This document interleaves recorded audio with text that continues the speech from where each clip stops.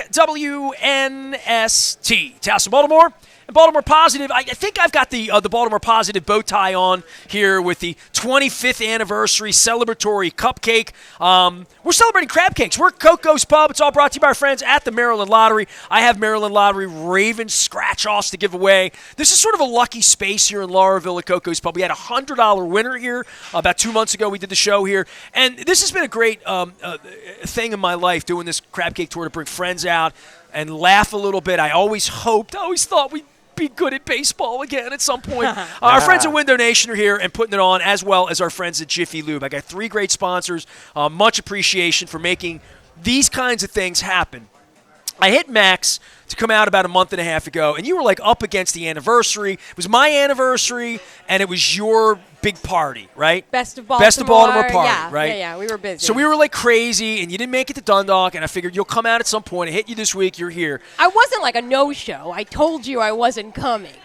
I wasn't just like I just didn't. You made it sound like I didn't show up. I thought I was going to meet Max then. Max, if you didn't love me, Yeah. I know you don't. You're never going to admit that you love me, but you Yeah. do. If you Yeah. didn't, you would. You're not just here for the free crab cake. Maybe you are. Well, maybe you are here for the free crab cake. Can I not take the sure. fifth on that one? Well, if I really loved you, I'd make you bring the cello. By the way, have you seen Dan Roderick's one-man show yet?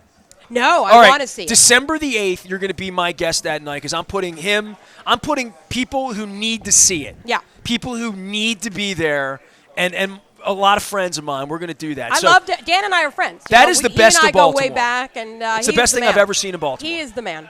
So sounds fun. All right. Tell me So the editorship of Best of Baltimore collides with my lifer friend, one of my oldest friends in the world, Mike Ricigliano, who lives in the neighborhood. Yeah. You're my co-host with a K at Coco's, okay? Like the coconut shrimp that's going to be coming here. Yes. So give me your journey with Max, because like when I told him, because you were a late edition. Ricig was first up because it's in the neighborhood. I hit him last week. He's like, I'm coming. Ultra, she hit me yesterday and said, no kids, no hobbies, no travel. I'll be there. She came late. Ricig was first in, and then you said, I'll come. I text Ricig. I'm like, hey, Max Weiss is coming. He's like, oh, I love her. Yeah. So he wanted to sit in with you. I just loved Max, all her movie stuff, from BAL with Alan Prell and with Dan. He said Alan Prell, and I wanted to tell the Alan Prell story. Should I tell it? The late, great Alan Prell. The late, great Alan Prell, of course. It was his birthday either yesterday or today. Uncle Allie. I miss him. I think he was kidding with me, right?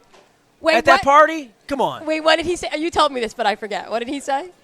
I'm going to tell it again. I don't know it. She blushed the last time, and she doesn't blush much. I don't know it. So no, please. so this is I'm saying right now as a disclaimer, Uncle Ali is a sweetheart. So whatever you said, he was either joking or you deserved it. And maybe both. I think it was both. Maybe, okay? all right. So this is where, when Max comes on the show, I won Best of Baltimore for years. I see all the Best of Baltimore here at Coco's. All of mine, I was in that one there. I see it from 97, 98. So I have all of my things. And it all stopped when I did Free the Birds. Because Jeppy could not, nobody could touch me. Nobody could come near me, right? Yeah. So it's been 17 years. Since you won a Best of Baltimore. That's inaccurate, but okay, go ahead. No, we won 3 years ago, didn't we? We won Best Podcast or something? I'm just saying that No. that was, okay, if you fair stopped enough. winning Best ofs, it had nothing to do with it. But never exaggerate. I became a little combustible during that period of time. So all I'm saying is I try to not win, so I hit her and I say, if I ever win, I can't complain to you that I haven't won. I just complained that I haven't won, and I think we won a couple of years ago, right? You and Don won Best Podcast. That's not the same as just me, you know? It was not just you. Well, yeah, Don really. Don lobbied. He's your better half. Yeah, basically. I know. Don lobbied for things. But what I would say to you is all these years ago, I ran into Uncle Allie, and I had one interaction with him. Okay. And I had won Best of Baltimore in the magazine. You were at City Paper at the time. So it had nothing to do with you. Okay. Right. I don't think it had to do with Title Bomb or anybody else. So I won, and I was at the party, and I was feeling good about myself. I was at Bohager's. Okay, wow. And there's Alan Prell, and I think he won for something else because he won a million things, right? Sure. And I was excited to meet him. I really was. I knew who he was, and I'm a radio guy trying to be him. He had been on the radio 40 years at that time. I'm only at 32 now. And this was 25 years ago this happened, 1998. So I went up to him, I said, hey, are you Alan Prell? I said, yeah, hey, I'm Nestor Aparicio. He's like, I've heard a lot about you. I hear you're a real Fill in the blank. Began with an A and ended with a hole. Okay. And I went, Yes. I went like, I backed up and I'm like, well, maybe they were right. I don't know, But we didn't have a drink. We didn't talk. We didn't, and I wish we had because, I had a sense of humor about it. I still do. Yeah, that sounds like his sense of humor, actually. Sure. That's part of he was very blunt. He would say inappropriate things. And that was like his vibe. That's a great story. 100% sounds like he was teasing you. For people that missed him, he was so irreverent, and he was so that Christmas thing he would do every year. Oh, that just busted me out. Part of being on the radio is being entertaining. He was a highly entertaining, intelligent, worldly man, right? He didn't, part of that, I thought anyway. That's what I heard on BAL. To me, Uncle Ali always seemed like a Borscht Belt comedian, if you know what I mean. He had an old school Catskills act. A Catskills style sense of humor. Love that. I just thought it was, which is not in style anymore, but for a while that was just the funniest. I would this say is during the era of Andrew Dice Clay, so he could say whatever he wanted to me. I'm unoffendable. Right. Yeah, no, I think this. Let me say this. I think this interaction meant more to you than it did to him. It means the world to me. He never said to me, "Oh, let me tell you about that one time I met Nestor." How was your Best of Baltimore party? It was excellent. My wife loved it. My wife went and had a great time. Did you not go this year? I was in Ocean City for Mako, and also, had I been here, you got to talk to Title. It's the night of the Barry Manilow concert. Okay. I love your party and all, Yeah. but That's Baltimore. Lots of things he going wrote the on. songs that made the whole world sing. How is he, by the way, Barry? He's like an old man. Was he spry? I didn't go. Oh, I you was didn't? in Okay. Mako. Okay. I was Because- drinking with politicians. Because you never refer to a young person as spry. It's always an older person. You never say, yeah, that 30-year-old. I got home in time to see Lionel Richie and Earth, Wind & Fire Was 2 he nights later. spry?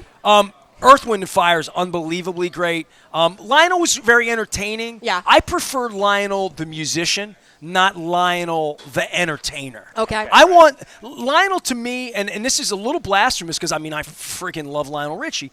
He kind of makes fun of the songs. Oh, Ow, ow, once, ow, twice, ow, 3 times, and I'm like, that's someone's wedding song. Like he almost is tired of Endless Love. Endless Love he does is this sort of goof. Right. And I'm thinking, I used to skate backwards and make out with girls to that at Skateland. That meant something to me in 1981. Did you Well, make out with him? no, not to Lionel Richie. That's a party trick. No. right there. I got to keep you on mic, Ricig. Okay, no, sorry. but your concerts are my thing. Yeah. What's your thing at this point? Because you do so many things. Right. Movies. Film is my thing. You wrote this Oriole thing this week about bandwagon Sports people. is my thing. Yes. And cello playing is my thing. I got those things. Where did you get The bandwagon thing? Yeah, you don't you're not a bear poker. Really, you're not. Maybe a little bit as a music or a movie critic you are. If you read the essay, the conclusion that I come to is the more the merrier. However, if you stuck with the team through thick and thin, through the many, many losing seasons, this season is all the sweeter. Right, so that's how I ultimately landed. Yes, come one, come all, we welcome you all, but there's plenty of room. I went to the ballpark last plenty week. Of room. There's Right. plenty of room. But there is something special about being an Oriole fan who was with them through, as a friend of mine said, thin and thinner, because there really was not much thick. But so here's what's interesting about this essay. So I wrote this essay. I kind of thought most people were going to agree with me on it, or at least on the premise of it, and people my age, so Gen Xers and then boomers, they were all totally agree. We just have to tolerate the bandwagon fans, the fair weather fans. Millennials, younger, all hated the essay. They were all don't gatekeep. That's what they were saying. They were somebody. That's part of being 25, though. That's what I was thinking. Somebody was this is just the fact that you would have a strong opinion. You're not allowed to have that. And you're not allowed to have the wisdom that you have. Well, I mean, gatekeeping was such an interesting. Like, I didn't see it. I didn't see it as some sort of elitist thing that I was doing. I just saw it as like, ain't this the way it goes? You know, you follow the team, you're loyal, you're like in it with them, and then all of a sudden out of the woodwork comes these new fans. And yes, we welcome them. But there's a little, you know what it's like? It's exactly like when a band that you used to love becomes huge. And you want to boast that you knew them when they were... Like when I saw Smashing Pumpkins and Max's on Broadway, that sort of thing. Right. But Right. but this is our generation. You and I, you're a little younger than me, but we're roughly the same generation. This notion of kind of integrity or authenticity related to the stuff we consume, this notion of selling out. Young people don't talk about selling out anymore. Our generation talked about selling out. You know, like if a band that we loved got really, really huge, we would say, oh, they sold, or if they REM. did like a, right, or they did like arenas, or they did Budweiser ads, whatever. Young people just don't think in those terms, you know. If I would have gone to work for BAL, they would have said I sold out. They really would have. Right. So, but if you ask somebody, you know, 35 or younger, what their thoughts about selling out are, they would just basically say, get yours, you know. Get your bag. Get your bag, you know. So anyway, it was interesting to see the reaction. You could read my essay at BaltimoreMagazine.com. And, you know, where I reflect on what it's been like to be an Oriole fan these last several, you know. When you say Oriole fan, like you write from this different place of being a fan, people, like, my last name's Aparicio. I went to the games when I was 4. Yeah. I went my whole life. I built an entire life and a radio station around my love, not of the Ravens, of the Orioles. That's right. You know, my love of the Orioles is why I did all of this. My personal thing aside, and Peter and Free the Birds, and them not paying a $30,000 bill, which made me salty 17, 18 years ago, I have things in my closet that are older than any of these people that are reading this. Right. So when I go out here and I see the beer drinking crowd, and I did all that last Thursday and Friday, last Friday because the game wasn't on TV. I was at the convention center. They have a thing called The Nest. They didn't name it after me, but I'm claiming that. It's a radio shtick thing. And I was down there at 6:45, and I didn't have tickets for the Adam Jones night. And I had a beer or two, and I said to my wife, I'm going to come home, bring you some food, stop somewhere, meat cheese. She's like, you do know if you come home, the game's not on. Apple TV, right? So I got a ticket, and I went around that night. Thursday night I went when there were 25,000 people. Friday night I went when there were 50,000 people, right?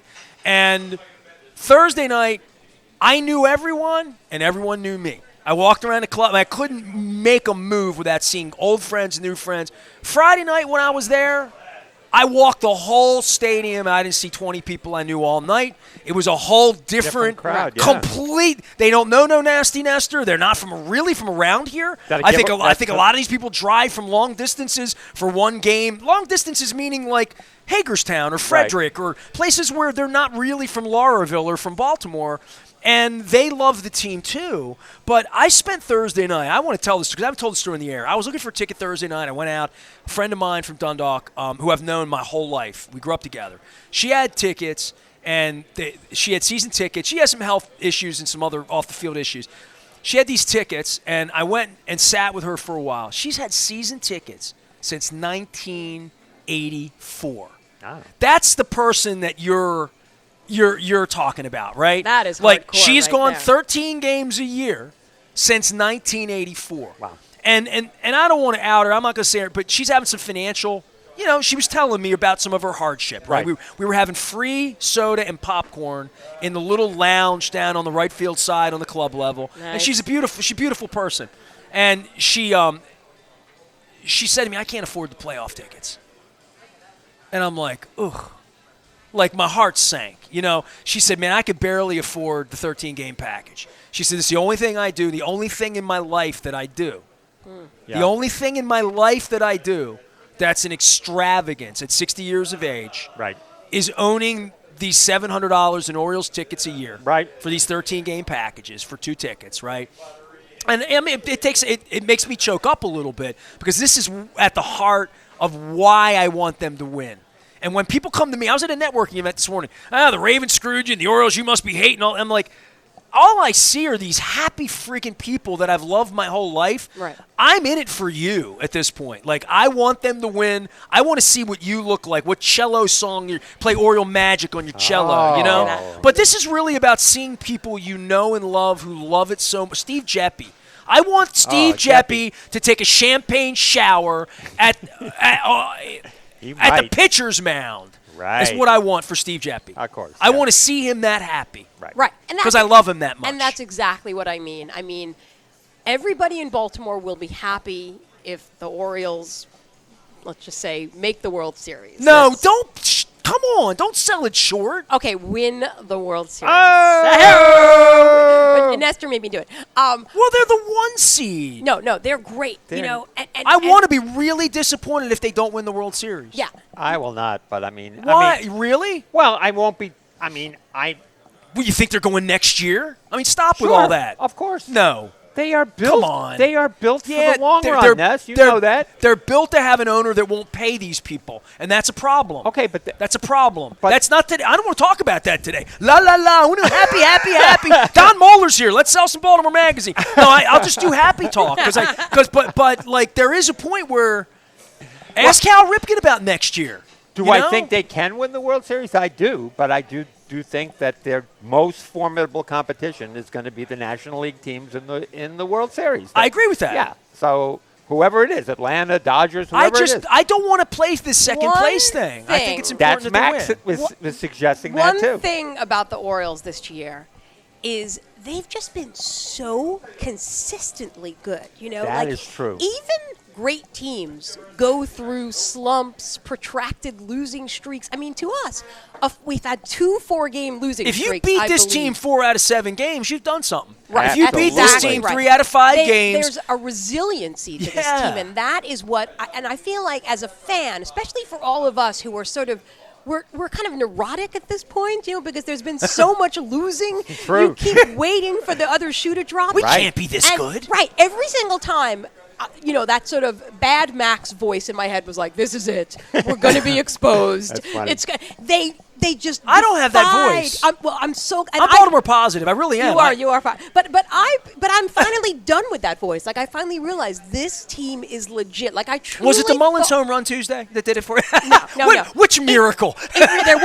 I mean, There's and been a that's lot of the miracles. thing. This has been the most I mean, I have watched a lot of baseball in my life. This has to be the most entertaining team I have ever watched in my life. I would say it was after the All-Star break that I started to really, really believe, because I was like, sure, you can do it before the All-Star break, but after the All-Star break, that's when the big boys step up. And you know what? We stepped up. We had Dave Shine in here at Coco's about 2.5 months ago. It was hot. Yeah. It was July, I think. We were here. It was All-Star Week. It was All-Star Week. It was All-Star Week. It was. And Dave sat here, and I said, Dave, you really think they're going to win, you know? And he's like, well, the math works against them. That's pretty good, Dave. I'm doing. That math works against them. He was like, there's 32 teams in the NFL. Like, the thought that we're going to have a parade in the next 3 years for the football or the baseball team in July felt like now 1 seed, bye, right? I mean, things going right, trending in the way where we're going to have game 1s and game 2s. I mean, we're going to have a lot of advantages here. Honestly, Ness, at that sitting, I went home thinking, because I said, no, I think the Orioles have a good shot to win it in the next 3 years. And that's what I said. But I wanted to say, and I should have said, and why not this year? Because at the time, they had the best record. We didn't like their pitching. We still don't like their pitching. Right, we still don't like their pitching. What does it matter, you know? Yeah, the Batista thing is, that's huge. If they can win the World Series without him. I mean, that would be incredible. Would be unbelievable. So you think there's no chance he's coming back? And being that effective? Yeah, I know. No, man. I mean, if they bring him in the 7th inning of a game next week before the playoffs, every pitch he throws, I'm going to think, is this the one? Is this the one? Is it, I remember the Dave Trevecki, like awful stuff that happened, Right. Max Weiss is here. She is the editor and chief It is editor-in-chief, right? Editor-in-chief. I answer to editor as well. No. I love anybody that's a chief. I know. It's Being cool. a chief's cool. It is cool. Ricig is the chief of all things sports cartooning and artists. We're Cocos. It's all brought to you by the Maryland Lottery in conjunction with Win the Nation and Jiffy Lube. The bandwagon piece that you have, I don't want to kill you about it, but what am I? Am I a bandwagon fan? Because I don't give them money. I don't go to the games. I watch them every night. No. I wasn't watching them in 2020 in the middle of that. No, but at what point? What is a bandwagon fan? Somebody that literally doesn't own an Oriole hat, or somebody that hasn't pulled it out of their closet in 6 years or 10 years or whatever? Yeah. Because the people I'm seeing at the stadium, they don't look like people that discovered baseball in July and just learned the rules. Right. They look like people that have been disinterested for the same reason all the rest of us were disinterested, because the owner's been a jerk. Awful things have happened, like Mike Flanagan, and I'll go down the list of all of these, and the team is stunk. So they need to win people over. Right. This isn't you roll the ball out and we're Absolutely. the Orioles and you owe us. I saw that last Thursday night when I went down there for the biggest game they've ever played in that stadium. And there were 20,000 seats. It was $6 to get in, and nobody wanted to come. And they'll say, well, the city's bad. No, the city wasn't bad on Friday night. City's not bad when Billy Joel comes. The city's not going to be bad on a playoff night. It's going to be full, right? So I don't like those excuses about crapping on the city. I want to see them really take the bull by the horns here and do right by fans. No, do and right by a fans. lot of people said to me, like, the team didn't deserve our fandom. Like, they didn't invest in the team. Why should we, right? That's what a lot of people said. So, to me, you stick with your team. Like, if you're from Baltimore and you love Baltimore, you love baseball, you're going to love the Orioles. I didn't become a Phillies fan or a Yankees fan, right? So you're not a bandwagon fan because you followed the team closely all of these years and still were invested and still cared. And, like, one thing I wrote in that piece was, like, how you start thinking about the playoffs as something that happens to other teams. Right. Like, what you think about is, like, how well can we do? Can we win half our games? Like, the kind of metrics for measuring what makes a good Remember when we season. knocked the Red Sox out of the playoffs? Right. That was the greatest thing ever. That was the greatest. Oh, that was sports great. Day prior You know to why this that was season. great? Because Yeah. they stunk for 14 years. That's exactly and right. what was the other? It was two things that happened that That's night. Curse right? of the Andino was Right, that yes, night. Right. Curse of the Andino, yeah. Yeah. That is you nailed it on the head. When you're a losing team, you find other ways to feel like you won, right? Bobblehead night. Bobblehead night. Right. No, but seriously, knocking the Red Sox out of the playoffs, it was as sweet and as satisfying. As the Delman Young double? No, it wasn't. No, But as we no, could no, hope it was for not. then. But- But as but- we could hope for then, yeah. But that's what, to me, if you're going to make the distinction between bandwagon fans and, true fans, if you will, it's moments like that sort of make the true fan, that you were like stoked about these small victories along the way. But again, to the person who says to me, why the heck should I be rooting for this not mediocre, terrible team? Because they were terrible for a long time. It's hard to argue, like baseball is part of the fabric of my life. If like I'm home and the game is on, I got the game on. What made you love baseball? You didn't grow up here, right? No, Did you watch baseball before you came? I did. I was a Yankee fan. I'm man. like a recovering Yankee fan. Yeah. I mean, Wow. I know. I'm a New Yorker, too, and I'm I ashamed. never rooted for the Yankees, I'm ashamed. ever. Oh, God. He was worse. He was in the Mets. I mean, my dad Not hated worse, the Yankees. but equally he as was bad. a Brooklyn Dodgers fan, so- I come by my love of baseball in a weird way. My dad was not super into baseball. Like most girls who are really into sports, it's because of their dad. Right. Or a big brother. But my dad really wasn't. Neither was my mom. Neither was my sister. You're a classically trained musician. I'm a classically trained musician. And a writer and an artist. All those things. I used to like reading fiction about baseball. Like when you're... Casey at the bat. No, like there was a lot of sort of like young adult or young person's fiction that was about baseball. And of course there was the Bad News Bears, which was this amazing, the Walter Matthau one. My only fiction the about original. baseball was Stratomatic baseball. That was my fiction. All right, well, yeah. Playing So the dice game, What was Walter Matthau's character? What was that? What was his Buttermaker. name? Buttermaker, Oh, right. Buttermaker. Yeah, Buttercrud. Buttermaker, right. So good. And the remake, not nearly as good. The Astrodome wasn't as good the either. original fantastic. Anyway, Going to Japan? I came by it honestly. I just came by it. It's hard to say. Maybe. But the Oriole thing came way later, right? You came here in the 80s. When I moved to Baltimore in 1989, and it was for a few years, the way that I did it was I'm going to root for the Orioles unless they're playing the Yankees. Like, that was my first few years. Where were you in '96 when Jeffrey Mayer reached over? Oh, are right, you pissed Max, or happy? where were you there? Don't lie to me. No, What was by then, I was fully an Oriole fan. You felt that in your heart. In my heart. You felt that to that this hurt. day, it still enrages me. No, because what happened was it was probably about 3 years of living in Baltimore, and I realized I can't root for the Yankees over the Orioles. You know, like, I'm from Baltimore. This is my team. Like, this is the team I follow. And from that moment on, I was like every other good Oriole fan, and I hated the Yankees. Oh, I've changed my mind. Nice. I want to Wow. win Best of Baltimore now, okay? Because of you. Max Weiss is here. She's the editor-in-chief of all things Baltimore. Hold the magazine up. Come on, to play the I role keep forgetting here. we have a camera here, too. That's all right. And Ricig is here. I have nothing to hold up. My bow here, right here. Well, Ricig draws things. So I'm going to take a break. We'll come back. I want to talk some more baseball, football. It is Colts week here. By the time people listen to this, they won't. You know, I collect rock and roll belt buckles. That's my thing, right? So, you know, I have a whole I have 120 rock and roll belt buckles from the 70s, but I also have a few non-sports or non-music related belt. I have a Mickey Mouse, a Superman from Pacifica. This is not a Pacifica belt. This is an official NFL license. My parents got this at Sears Roebuck, See it? 1977 Wow, Christmas, Baltimore right Colts. there. That's legit. That's legit. That's the real deal. That's legit. And you know, this whole like Colts thing.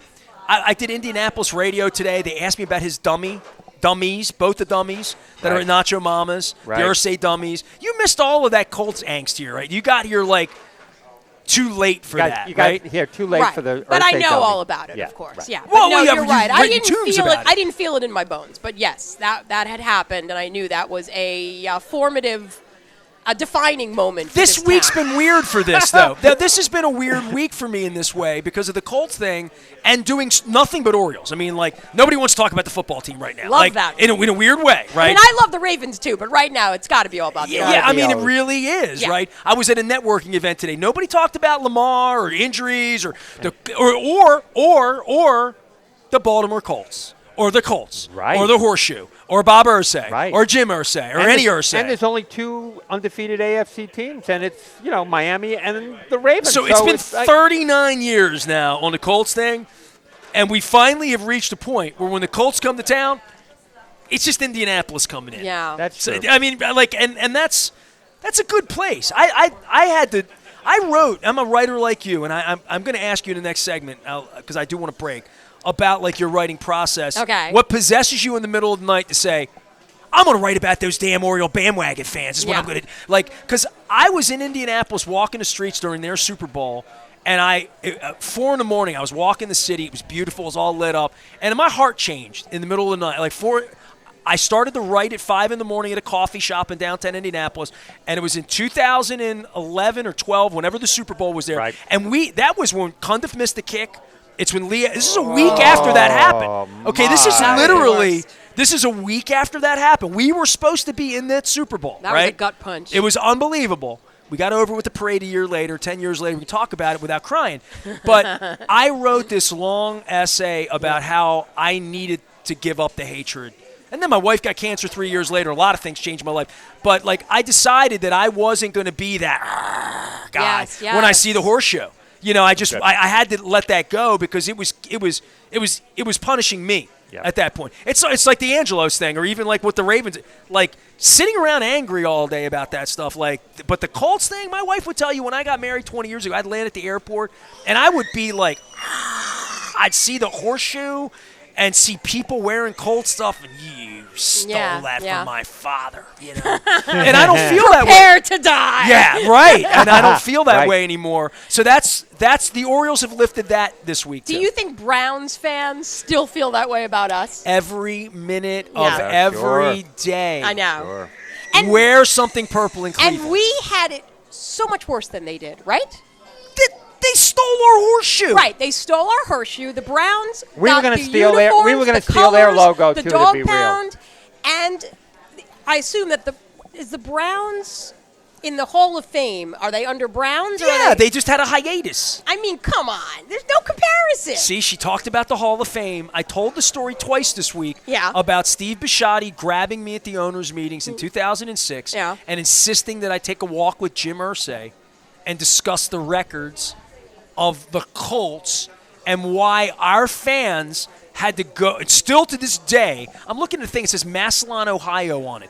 Go to Canton, Ohio, right next to Massillon. Right. And you, in order to see John Unitas, you have to go to the Indianapolis wing. We did it. I did it when I was there. I changed I put Baltimore over Indy when no one was looking, and I'm sure I'm not the only fan that's done that. But I did it when I was there. You put a sign over it. Yeah, I made it. I drew it up, put Baltimore on it, and stuck it on there. And I know thousands of other fans. If anybody wants to laugh at me about my sports passion, there is a video on YouTube of me in the actual wing of the Hall of Fame, where the busts are, in the hallowed room, doing a speech on behalf of Art Modell with his face over my face. Oh, my God.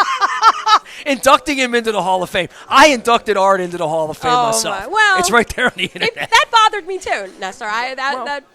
That was unfair. That was really unfair. See, this is all this bother and all this angst. Yeah. The Orioles are going to win the World Series, and there's going to be like the Pearl Jam song. It's going to be like the release. So you're not afraid of jinxing it at all. You're just not even slightly afraid of jinxing it. What do I have to do with Fuji's strike zone? Which is a problem. If you have anything to do with it, that's bad. All right. Because it's a problem. Max is here. She is the editor-in-chief of Baltimore Magazine. That is Ricig.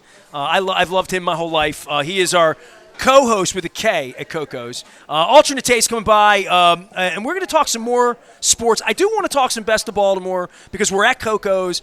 These shrimp are getting cold. We're going to split. Look, I just want to taste one. Have you ever had fried shrimp with jalapeno raspberry sauce? Have not. This is the problem. These shrimp are so unbelievable, but nobody gets them because they get the crab cake here. The crab cake. So what I'm trying to do is tell people that it's that more tomato elite looks than good Joe too. Flacco. But right. this raspberry jalapeno stuff and some French fries. We're at Coco's. Come on by in Lauraville. See them. Visit. Make sure you're ordering ahead. Take it home because they don't have as much room in here as they'd love to have. And you can certainly ship the crab cakes anywhere in the world. We'll be telling you more about it. It's all brought to you by the Maryland Lottery. This is yours, Max. Hopefully you win the $100 today. Our friends at Window Nation. I have the wacky hat. I'll wear the wacky hat in the next segment because I'm feeling a little wacky. 866-90 Nation for Window Nation. And our friends at Jiffy Lube, our newest sponsor. I'll be talking about oil changes where I got my oil changed at Merritt Boulevard. The Baltimore Colts belt buckle is out. 1977, it says on the back of there. NFL properties. There it is. Nice. It gives me warm fuzzies when I see the old Colts and It's Orioles a logos. good-looking logo. Well, it's like Ricig's cartoon hat here. I love the cartoon bird. I know a lot of people. No. I don't need that ornithologically correct. Is that one of your things? I did a cartoon about when we went to cartoon. Of course I would. I'm a cartoonist, so of course I did a cartoon about that. All right. That's a championship bird. Back for more Coco's right after this. Stay with us.